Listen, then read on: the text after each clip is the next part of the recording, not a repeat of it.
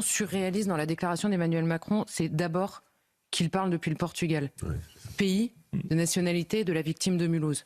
Je le rappelle juste au passage. Il aborde ça avec une légèreté et une désinvolture qui, moi, franchement, m'a brisé le cœur, en fait. Je me dis, mais vous imaginez les gens qui sont frappés par ce terrorisme? Parce que c'est quoi l'histoire que dit Bayrou? Il dit mercredi, c'est simple. On a une liste de gens qu'on va vous donner. Il leur demande même pas de réexaminer tout le détail et tout. Tout le monde a pris cette phrase. Il dit, vous allez réexaminer les accords parce que dans les accords, vous avez aussi des obligations. On n'est pas les seuls à en avoir. C'est ça qu'il dit, Bayrou. Et il dit, je vous donne 6 semaines.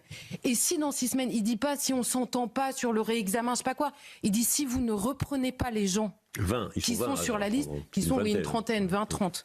Or, cette liste, c'est quoi? C'est une liste qui a été présentée à 2 reprises par Gérald Darmanin, ministre de l'Intérieur, pendant qu'il était ministre de l'Intérieur. C'est une liste de 20 à 30 Algériens sous OQTF dangereux. Dans cette liste, il y avait qui? Le tueur de Mulhouse. D'accord? Donc ça fait des années que l'Algérie marche sur une trentaine de gars dangereux que la France lui demande de reprendre. Et vous avez Emmanuel Macron qui arrive. En l'occurrence, c'est très factuel. Si l'Algérie avait répondu sur cette liste, l'attentat de Mulhouse ne serait pas arrivé. C'est très factuel, cet homme en fait partie. Et vous avez Macron qui arrive, qui dit non, vous n'avez rien compris, vous êtes fatigant avec vos trucs.